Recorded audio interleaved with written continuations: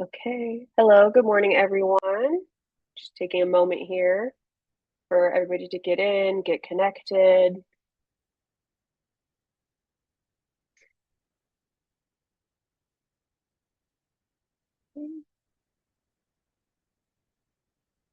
All right.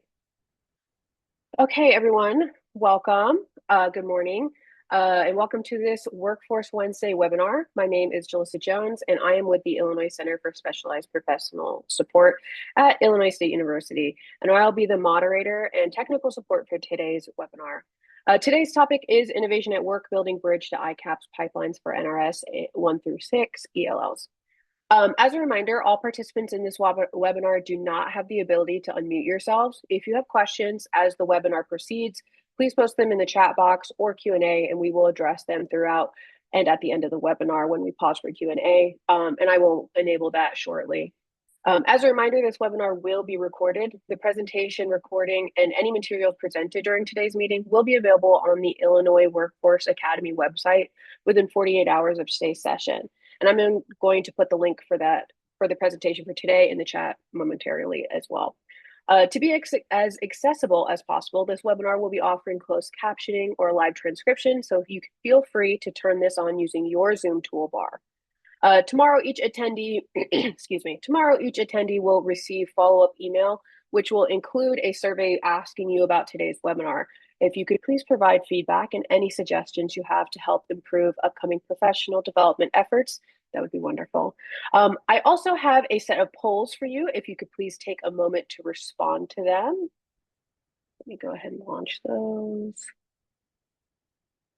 Okay. So I've gone ahead and launched those. It's just two quick questions.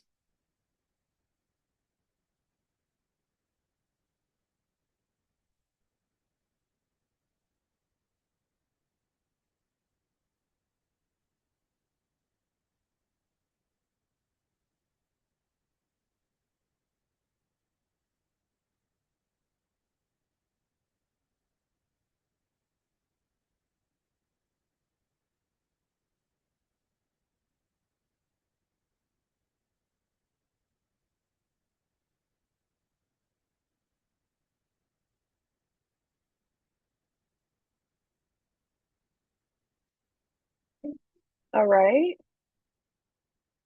Perfect. So it looks like we've got a lot of people from Title II and we're pretty well spread across the state. So that's great. So thank you so much for responding to that.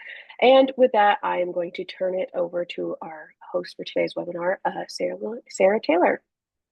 Thank you, Jalissa. I will share my screen real quick and get going. Thank you all for joining today. This session is entitled Innovation at Work, Building Bridges to ICAPS Pipelines, Building Bridge to ICAPS Career Pipelines for NRS 1 to 6 English language learners, really looking at a learner-centered, industry-aligned model for workforce access, workforce training, looking at upskilling, career advancement, and really looking at creating a more stable workforce for increased job retention, and a more skilled workforce at the same time. My name is Sarah Taylor, and I am the Regional Director of Adult Education with World Relief Chicagoland, and we are a 100% English language learner program that serves roughly 1,500 to 1,600 English language learners a year. And this has been a really large part of programmatic design the last 4 years for our team. And really this picture of building bridges when 65% of our learners are in that NRS 1 and 2 category, how we equip them for the workforce. So we'll talk a lot about that today, and definitely very much open to questions as they come in. So feel free to add them in, and we'll also have time for questions at the end as well. All right, let's get started.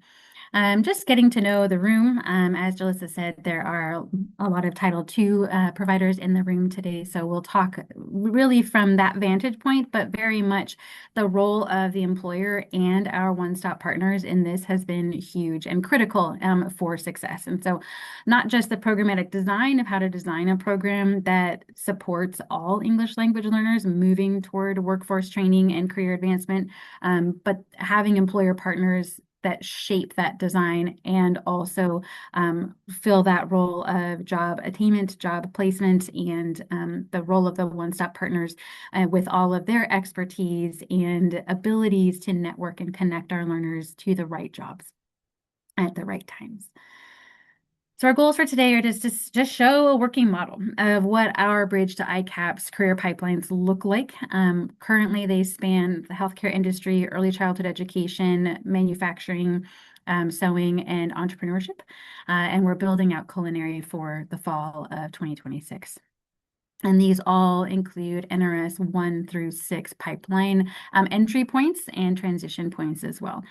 And then understanding the design, why we've done this, how we do this, how we scaffold, how we fund this through braided funding, and then just leaving a blueprint of how this could be possible for other programs outside of World Relief, because the need in the community is enormous and cannot be met solely through our program. And so a mantra that's really been driving a lot of my own program design and when I think about course development and workforce training are these pieces of innovation, meeting collaboration, meeting learner-centered design that can transform adult education. And really this conversation about the role of WIOA in Title II adult education and the role of adult education to serve the workforce and really equipping employers and job trainers with not only staffing, but an equipped staff, a trained staff that can help us succeed in these spaces. So as we launch in, I'm just going to do a quick check on the chat. Good to go.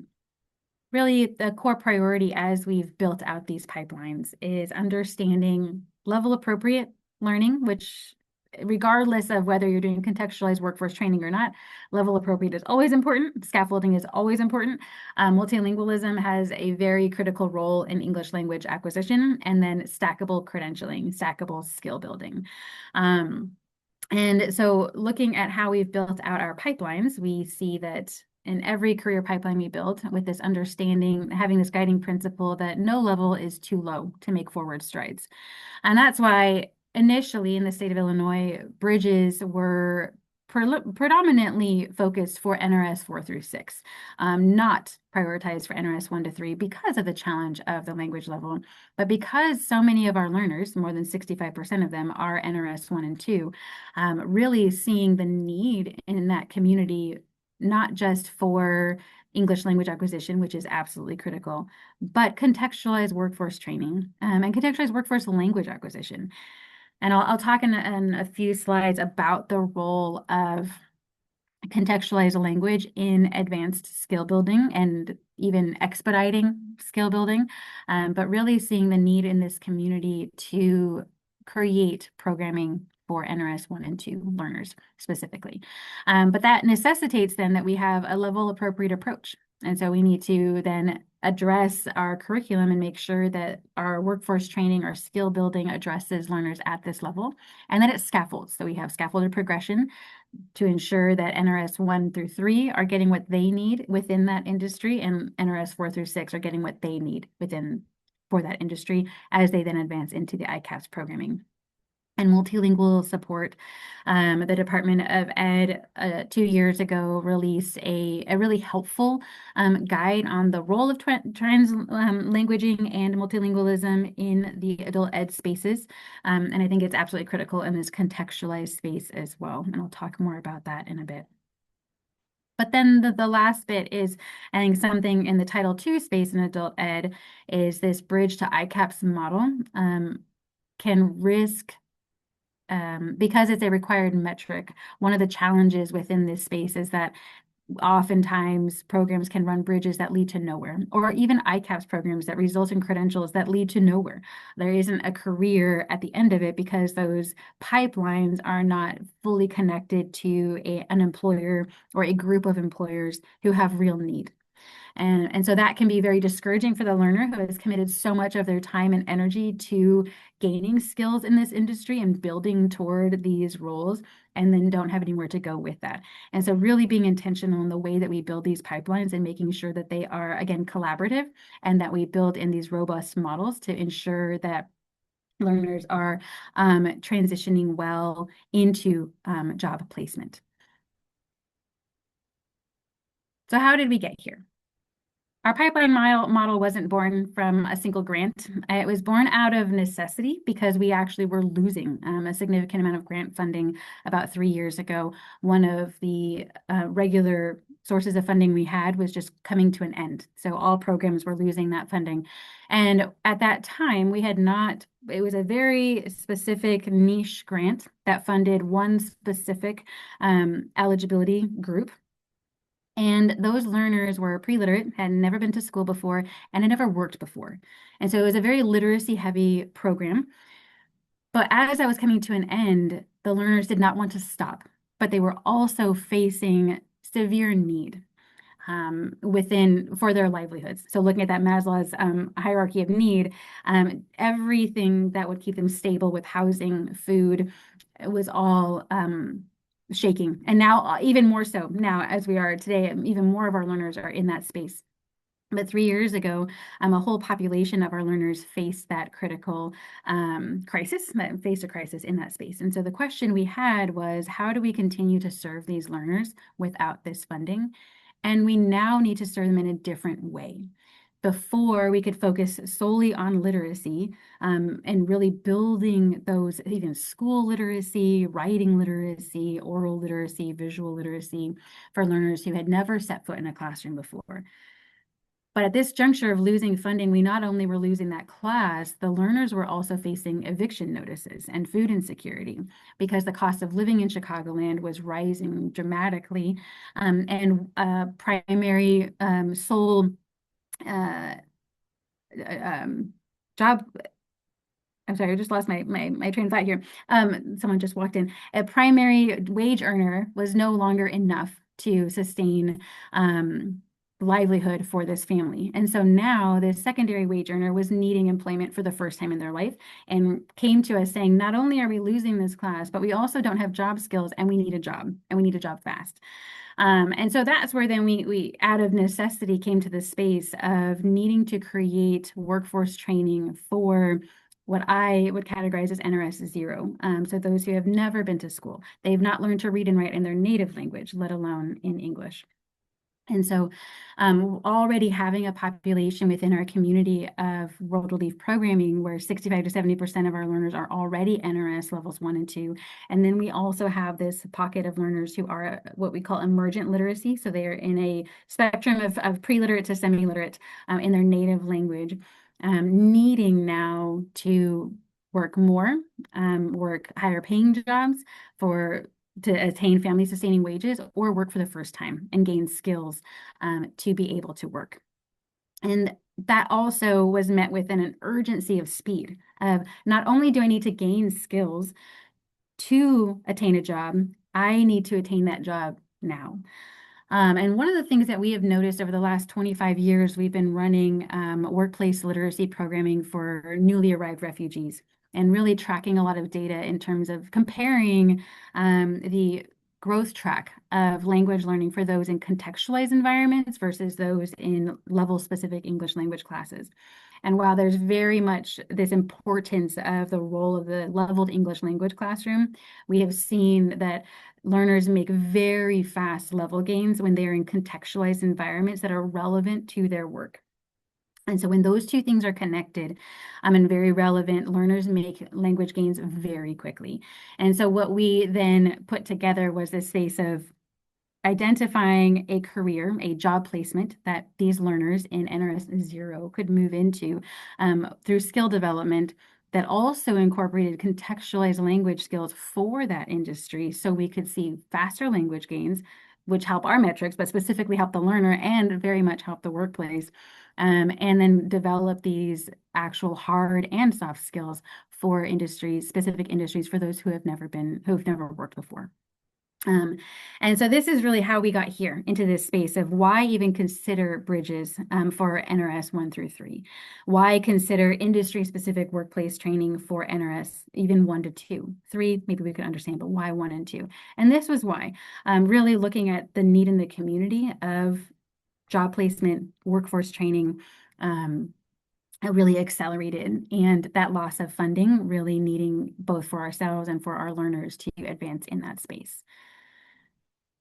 So what we really wanted to do in this space then was build a bridge to somewhere real and making sure that what we designed led to real living wages and clear job placement. And so we prioritize industry-driven design, jobs on the other side. So as I lay out a couple of these different pipeline models we have, we'll see that these are increasingly kind of even scaffolded job placements, and that job placements are attached to each bridge that we offer and ICAPS, and they build in complexity and in skill difficulty, as well as in job pay compensation. And then we have stackable certifications and credentialing along the way. So learners are building not just the skills they can see within the classroom, but they also have certifications that stack along the way. And then just making sure for us specifically in running a 100% English language learning program that we are equitable by design and ensuring that all of our offerings are available to all of our levels. So our learners can see that they have workforce pipelines available to even them, and they can see the direction of where it's moving. It's not static. I'm not stuck in one class for one level or one industry for one level. I have opportunities to move throughout this pipeline and choose a pipeline that fits for me.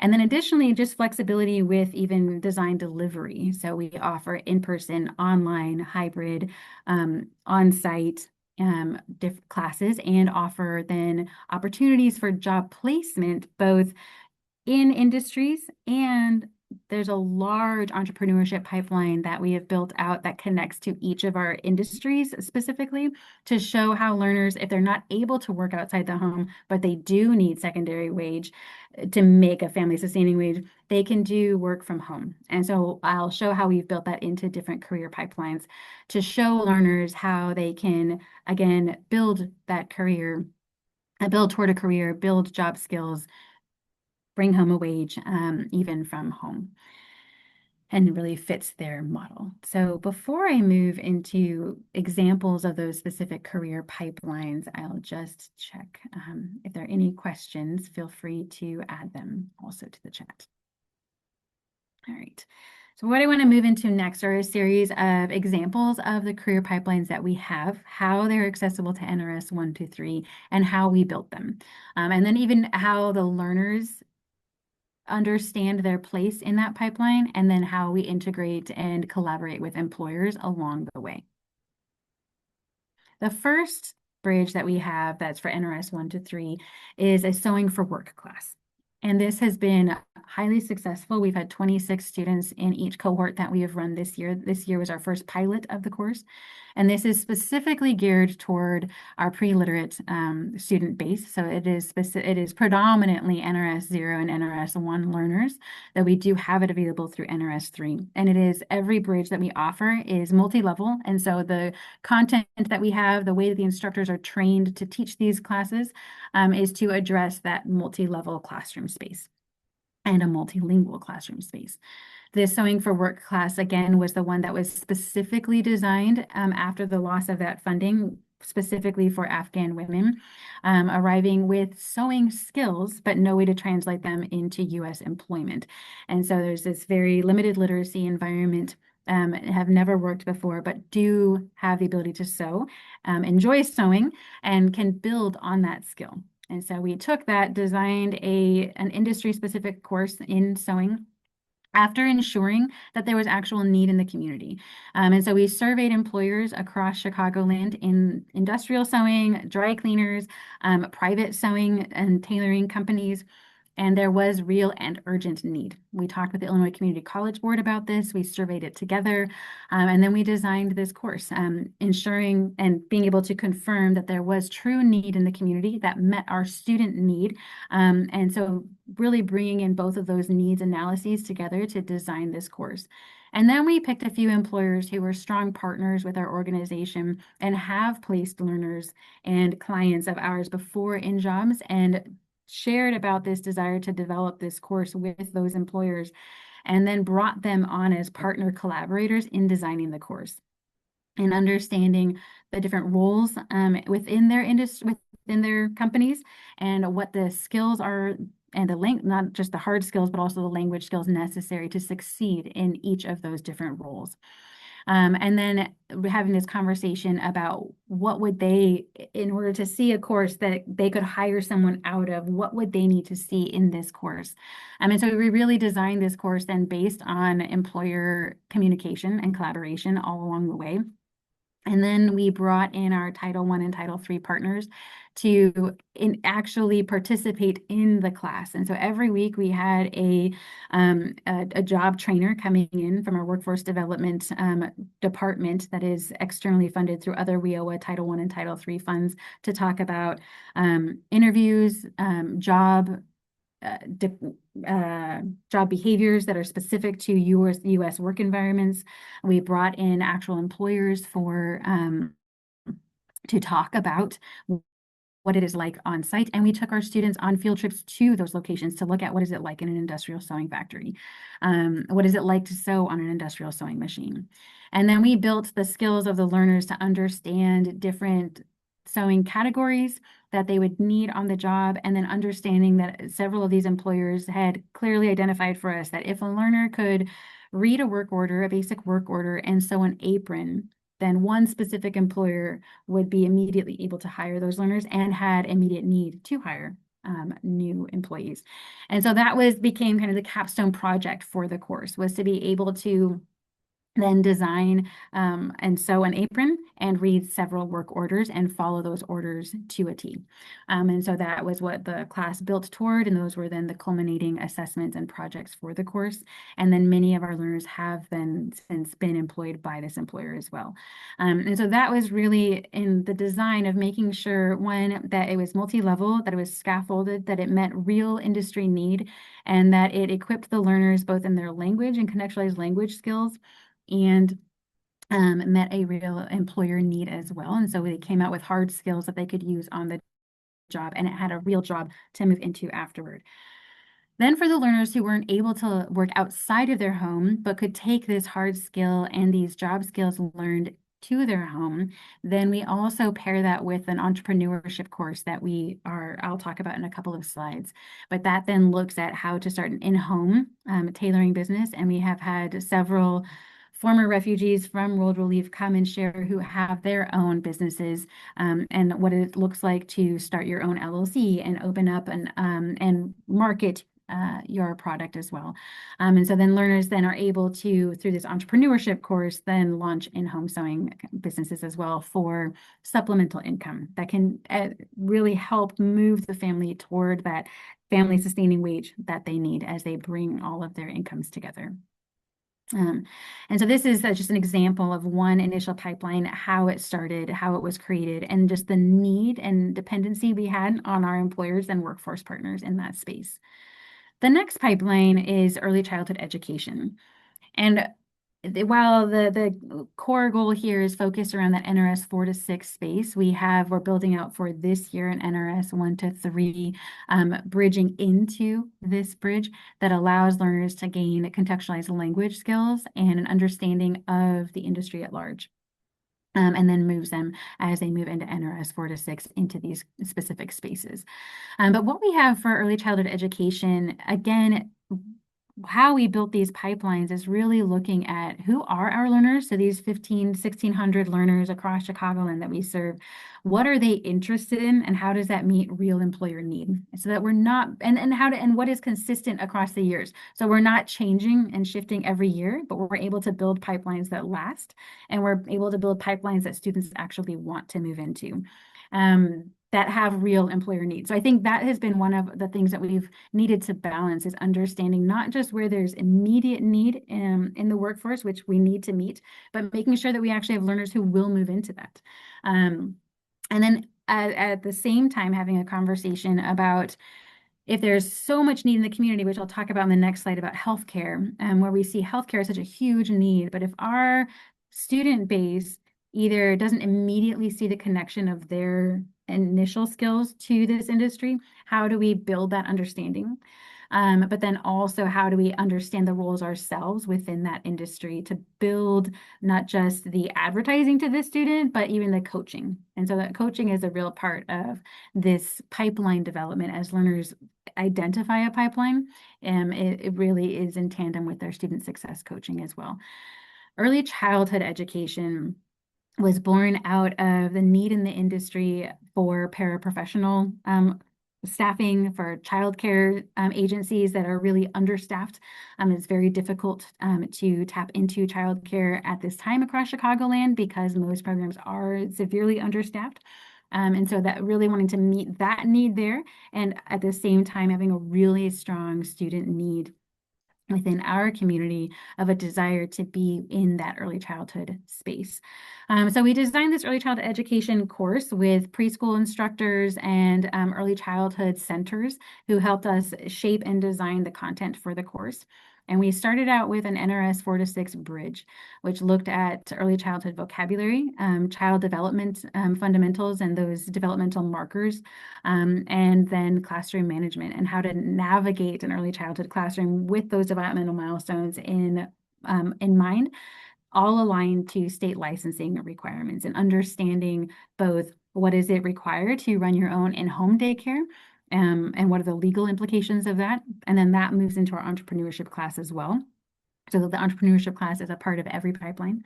But then also looking at what are then the requirements to move into a paraprofessional credentialing program with one of our partner community colleges. What does it look like to move into early childhood education licensing with Western Illinois University or other partner programs as well? And so really looking at building out that pathway pipeline.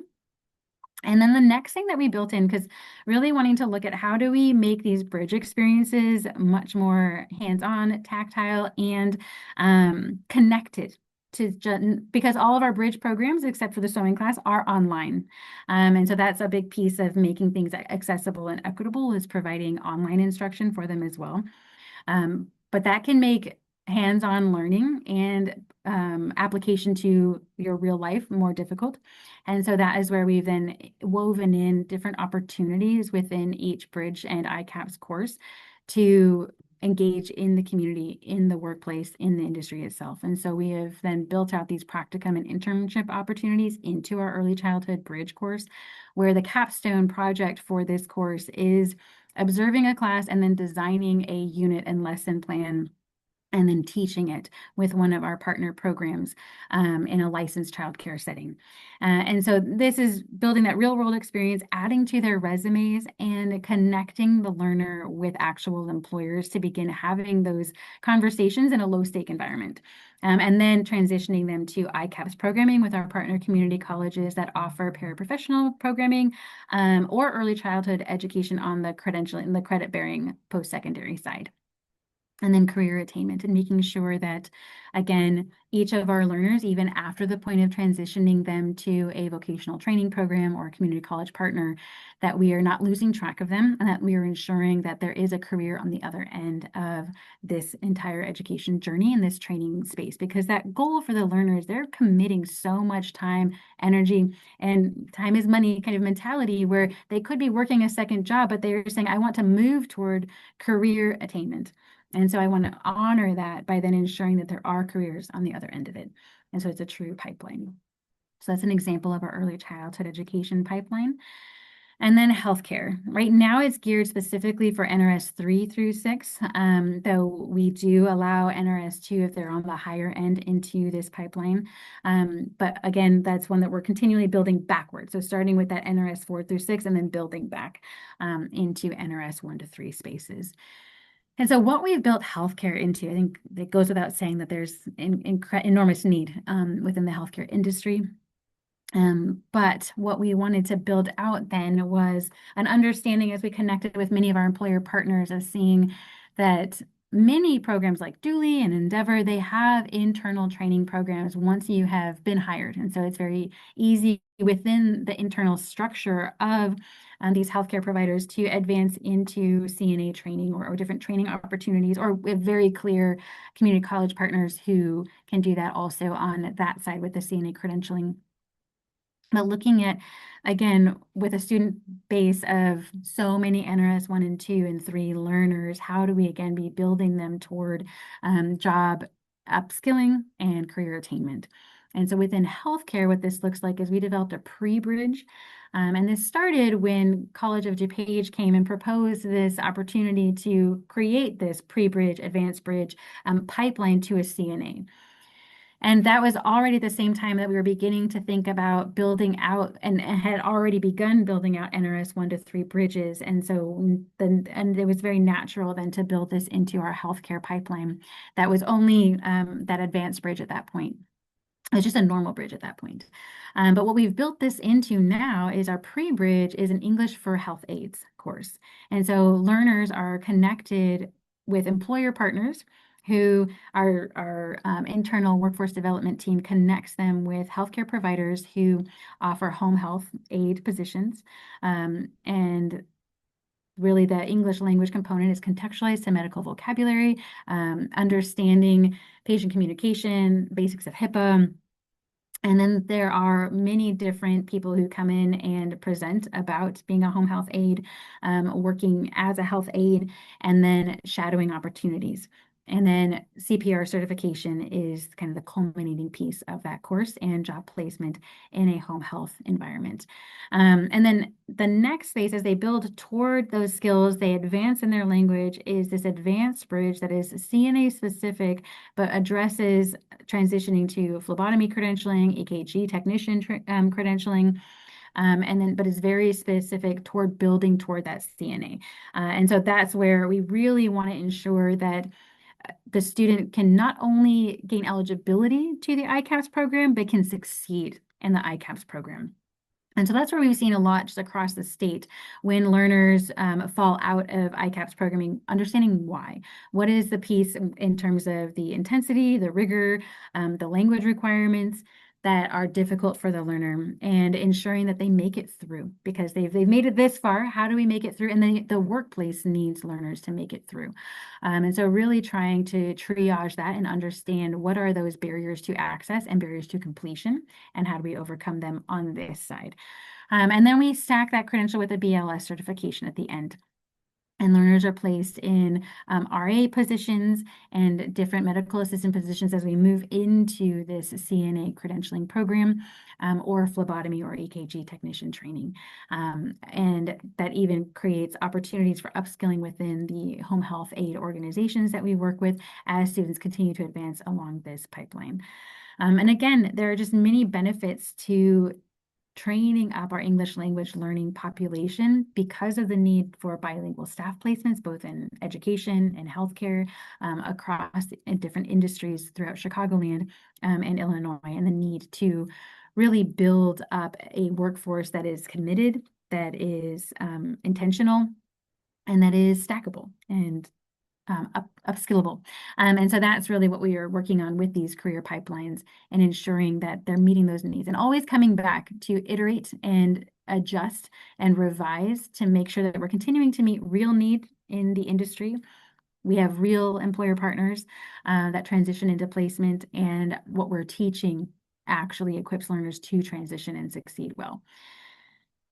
The next pipeline is really what we are moving all of our pipelines through at some point. And so entrepreneurship has been a natural fit for many of our English language learners. I think culturally, it is a very innate, natural skill that is understood. And so then understanding within the U.S. workforce and within the U.S. Legal system, how do we navigate starting a business, maintaining a business, and succeeding in those startup phases especially, and then what are again, looking at the barriers to entrepreneurs in sustaining their work, maintaining it, and succeeding in those spaces. And one of the things that really prompted us to build out this entrepreneurship ICAP specifically was, again, this conversation about family sustaining wages. That while a learner may be moving into career attainment as a CNA or in construction, manufacturing, IT, they may have a career that we have moved them toward. They may be in that career now, but the cost of living in Chicagoland is too high that they cannot still sustain their families' livelihoods on that one income. And so looking at then different supplemental sources of income, and entrepreneurship is a great space for that, to then have side jobs that allow you to piece together something more sustainable. And so entrepreneurship has been a space for that. It's also been a space to support secondary wage earners who need to work from the home, and looking at how each of these different career pipelines create a space and a natural understanding of how to translate that into either entrepreneurial work or work from home. And so we have this available for NRS 1 through 3 and for an ICAPS program for NRS 4 through 6. Our NRS 1 through 3 bridge class, it navigates many of the same concepts in a multilingual environment as the ICAPS program, but with a lesser degree of intensity, and they don't complete the national certification at the end of it. And so there's just an introduction for their language level specifically. It's contextualized, very multilingual, and then it ends still with a business plan at the end with score coaching. And so this has been really a great connecting piece for those who take our sewing class and who take our home health aid course as well. And then our ICAPS pathway has been enormously successful, and we've had to cap that class every time we have run it because the student interest is so high. But very connected with our small business development centers locally in DuPage and Aurora, and looking at score coaching and microfinancing options, and creating this Shark Tank environment where the student brings their business plan and then not only ends the class with that, but then we have a team that follows up with those learners after the class to ensure that they're able to start moving toward launching their business and making those connections to what they have learned in these industry specific realms to launching a business for supplemental income. Then how do we fund all of this? One of the things is IALCE. This is exactly what IALC is about: workplace literacy bridge ICAPS programming for English language learners. So many of the civic competencies for IALCE braid beautifully into bridge and ICAPS programming and workplace literacy. Also, we owe a Title I partnerships, Title III partnerships, employer contributions, foundation grants are very excited about this type of work, and looking at these sustainable career pipelines for learners. And so every bridge ICAPS workplace literacy course we have is braided funding, and it meets different metrics for different grantors and funders, foundation grants, but it also creates a sustainability for our programming when we have that braiding that works together. And then the role of the employer and workforce partners. Again, as I've alluded to, we've navigated employer surveys every time we've started a new pipeline and every time we start a new bridge or ICAPS program, ensuring that we are connected closely with real employers who have real need, and we're creating a course that aligns with that. And then as we do iterations of that as well, we connect with our employers, and especially if employers are hiring students coming from our course, we really want to understand, is this working? Is what we have designed based on these conversations translating into actual skill in the workplace that creates a stronger workforce and greater job retention? And greater job rapport even within the workplace. And so that's something that also we continue those surveys in different forms at different times to ensure that our revisions make sense and meet real need, and that we're designing things that connect and align with our employers and what they need. Also offering work-based learning opportunities and internships, job shadowing, on-the-job training. Those are really strong connecting pieces. When you connect contextualized adult education with work-based learning, it is a beautiful thing. And we see learning again accelerate when relevant, real, tangible learning is happening. And when it is actually connected to a real job within that industry. And so ensuring that's that next piece, that as we work with employers, we're also not every employer we work with has to be open to hiring our learners. Some of them are there for consulting and informing and helping to shape what we design, but ensuring that we have at least a handful of employers who are ready and eager and have a real need to hire learners. And we have created this understanding of, we are developing something with you in mind. And so there's a greater commitment then, and an eagerness to partner in those hiring connections. And then the one-stops and American Job Center integrations has been really helpful in that co-enrollment space, but really also in this working in tandem with the same learners with the same goals in mind of workforce training and equipping learners to succeed on the job and equipping learners to attain a job. And so that then just releases some of the burden on the adult ed space to feel like we need to do it all. But the space of what can we bring in our one-stops to do and to support us in that they do really well. That then frees us up to do even more of what we do well in those contextualized learning spaces. And so I think this beautiful space where Title I and Title II really work together, I think, in a way that they were designed to create something beautiful for the employer and the community, and really raising up and training the community to meet this real need with the employers. And I think that's where adult ed and our Title I partners can work really well together. And I've seen that happen in each of these career pipelines. And so I think that's what I want to see happen more, which is part of why I'm here today, because I think the Title I, Title II partnerships can be so much stronger and more robust when we think along these lines of how we bring all of our skills to the table for the same ultimate need of family sustaining wages, stronger workforce, and stronger employer partnerships in those spaces. So that's really critical to making these pipelines successful and sustainable long term. And so then how do students access these pipelines, especially when they're in the NRS 1 to 3 space? And there are 3 different ways that we do that in this kind of pathway.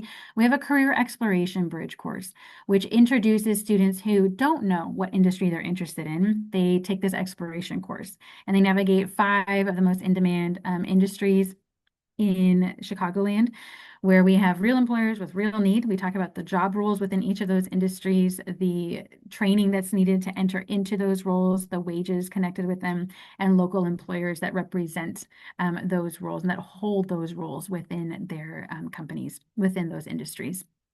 And then at the end of that course, students determine a pathway, an industry, and they create a career plan. And then from that, then the student success coaches launch them into a series of training courses, bridges, ICAPS that move them, or vocational training, on the job training that move them into that specific industry and that specific job role. And so we have dedicated student success coaches and career navigators who help our learners depending on their language level and their different wraparound support needs, ADA needs, to navigate a career plan that fits them and their life circumstances, and understanding even a lot of data comes from that space that has helped shape our program design to understand when we need to run more online night classes, if things need to be in person or hybrid, or what different wraparound supports are needed to make those more successful and accessible. And then SMART goals and career plans are created with those coaches and navigators to flesh out that career plan that was developed in the career exploration space, to then put actual actionable timelines and goals and skills to that space and where we're going to attain them and at what point we're going to get this job, which helps the learner understand when they need to transition, or do they need to transition to a night class at what point, so that they, or a night job at what point, so they can take this in-person ICAPS class that's during the daytime. And so really helping learners prepare for the training so they can succeed in career attainment. And then how does this happen? Again, so just kind of putting that last slide into this next space of with a graphic of understanding how this happens. Learners enter our program in a leveled space and understanding with leveled language assessments where they fit on the NRS spectrum. And then at registration, we survey learners to understand different areas of industry, interest, where they're working now, so that we can begin to understand who our learners are.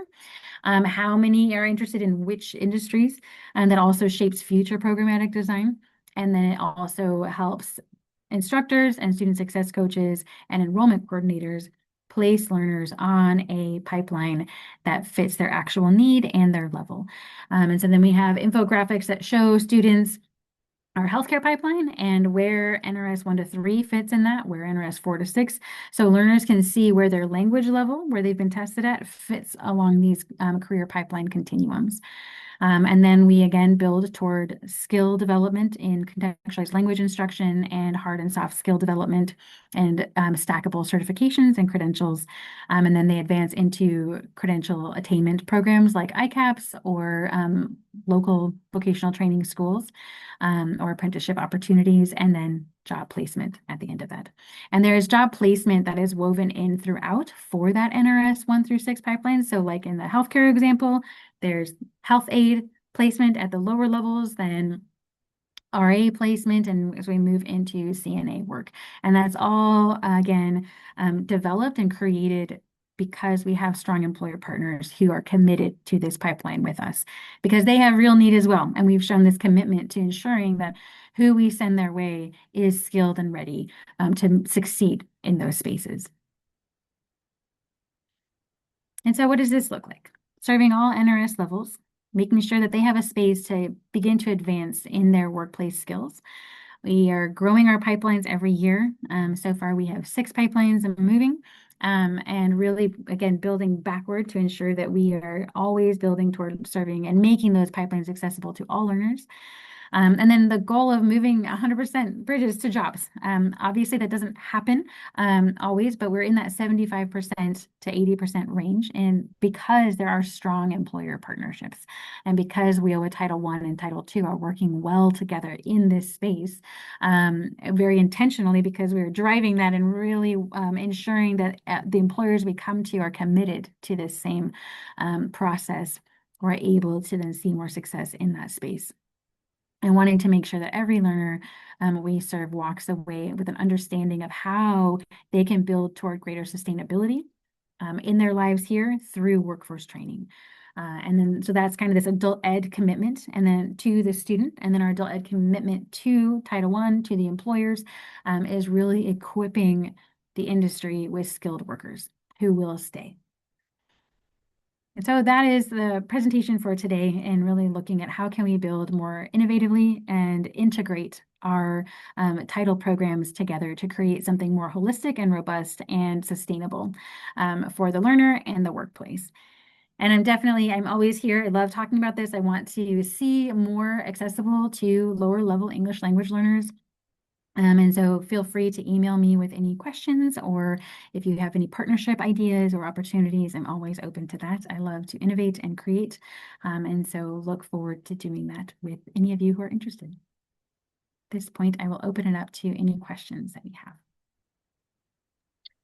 So we do have a couple of questions in our Q&A and Yeah. over in our chat box. I'm just going to go ahead and read them so everybody can see them. Or can hear them, I mean. Okay, so Sarah Prado asks, for the sewing pipeline, are the guests who visit the class presenting in English? And if so, what does that look like with the lower NRS level? Yeah, that is a great question. So they are presenting in English, and then we have a program called Pocket Talk. And Pocket Talk is phenomenal, and it's very inexpensive. For 1 year of service, it's very inexpensive, and it's called Sentio, is specifically the product we use through Pocket Talk. Sentio. And how that works is we have the teacher speak, or the presenter speaks into a laptop that's at the front of the classroom. And then it goes out to each learner. They can either have it on their mobile phones, they can have it, we have devices in the classroom, and then so it goes to each device, and it translates into each language, both in writing and orally. And so learners have headsets on and can listen to the presenter in their native language. And so that's that space of multilingualism where we have clear contextualized language that we are building. So clear English skills that we're building for these industries, but then there are some specific targeted strategies when we have guest presenters, when we're talking about legal matters within the entrepreneurship space, that we want to make sure that there is no doubt that this content is being understood and grasped. And that's when we bring out Pocket Talk and Sentio specifically, Sentio. Thank you. And then we also have Elizabeth says, we've discussed ECE ICAPS, but our local LWIA will not fund it due to the local wage level in the field. Any thoughts on that? Yeah, I think that's where we've woven in things like IELCE and other sources of funding that because we can prove that there is real need in the industry for these roles. And there is also, I think that's been a lot of my role has been redefining a lot of the narrative that we see in some of these spaces and looking at, I think at initial glance, if you look at the ONET wage for an initial paraprofessional or level one licensed ECE instructor versus a level four versus someone, childcare director. So we see, I think, building up even this pipeline understanding, even for our LWIAs, I think is helpful to see because I think at first glance, it can like the sewing class, for example, at first glance, it was a what are you doing and why? And is that even needed? And prove to me that there's actual need in the community for this. And so we collectively did this survey with our employers to see there's actually urgent need. And if we can say, well, maybe the wage then compensation there isn't worth training for, but then if we say, but there is no other role that this learner can move into immediately, and this isn't meets an immediate need, but they need these specific language and skills, they can't just move into it without additional training. And so that's been a lot of what I spend my time doing is, I think, advocating and rewriting some of these narratives and showing and spelling out those pipelines for the whole industry and our partners across our local LWIAs. Thank you. Another question we have is what advice would you give for creating strong employer partnerships that lead to employment for students? Yeah. We do a lot of when we see a sorry, back up. When we pick an industry that we really want to build out because we see we have so many students who want to move into this space, then we look at all of the employers across our region in that industry and who have those like have stackable roles that we could move students into. And then once we see those, we kind of survey that, we pull those down, and we have our list of employers. Then just starting cold call conversations. Sometimes we have different partners within our organization who already have initial conversations or initial partnerships, even if they're very early partnerships with those employers, we can then come in. We've created this kind of marketing portfolio for our contextualized language instruction that shows how we provide level specific, industry specific training and work with our employers to do that. And then we ask to meet with the employers and we just share this vision that we have for creating a stronger workforce, for creating more skilled adult ed learners who can move into these different spaces, and then asking what needs they have and if this resonates. Because I think with every employer, we come in with the space of we can partner with every employer because we need people to speak into the course development. We need guest speakers. We need shadowing opportunities. And so we then ask the employer what might work for them.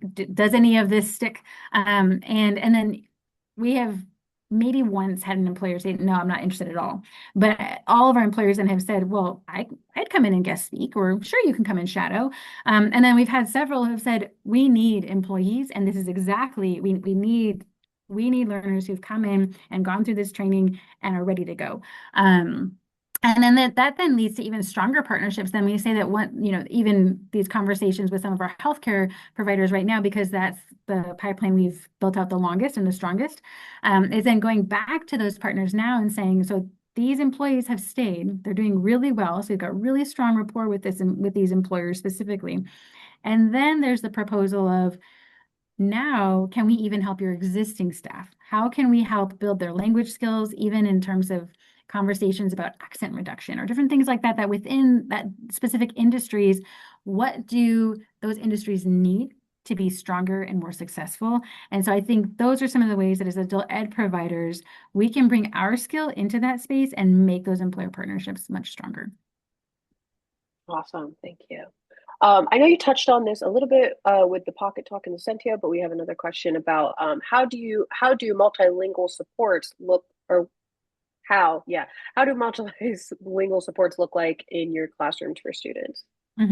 So for NRS 1 and 2, specifically the pre-literate learners, we use Pocket Talk Sentio for, again, a lot of that strategic content that is not a not specific to the language development. It is separate in, again, on those legal terms or the you have to do these things because you don't want to get fired. So a lot of the job training specifics are when we bring in our Title I partners to talk about interview prep, some of those different legal even issues of understanding what is illegal for an employer to ask you or different conversations like that. But then again, there's a lot of that scaffolded contextualized language instruction that is built in for those learners specifically. But then other multilingual tools we have, the LARC, Learning Access Resource Center, LARC. They have interpreter and translation training and trainers who then have to go through internships. And so if you ever needed live interpretation, you can have interns come in for free and do interpretation as well. And so sometimes with our student success coaching or different guest speakers or shadowing days, we can bring in live interpreters with us into those spaces through LARC. So it's a really great partnership, also very accessible across specifically Chicagoland. But there are a lot of going to your local kind of interpreter, translator centers and identifying partnerships that you can build in those spaces. And then our success coaches and career pathways navigators also through Pocket Talk. There are small devices that work like Sentio, but it's like a small smartphone essentially that is basically has an interpreter, an AI generated interpreter that is to date. I mean, we've done so much research and tested out so many different translation tools, and that has been the one that's been the most effective so far and the closest to real translation. And so we have cross-checked it with employees at World Relief who speak all these different languages to ensure that it is accurate. And so that's been a really great and very cost-effective tool for us. Great, thank you. Do we have any final questions? Any other questions for Sarah? You can put them in the chat. You can put them in the Q&A portion. You can raise your hand.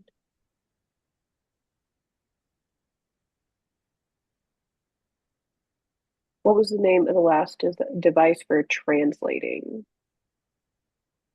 It's another Pocket Talk device. And so if you go onto the Pocket Talk website, they have that device and then they have Sentio. Those are kind of their two tools.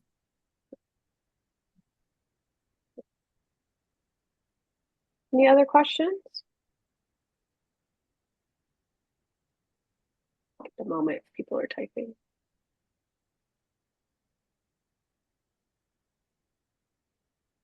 No? All right, hearing none. Sarah, thank you so much for your presentation today. So thank you everyone for attending today's webinar. As a reminder, a survey along with the link for the presentation materials and recording will be located in tomorrow's follow-up email as well. Thank you so much and enjoy the rest of your workday. Thank you. Bye.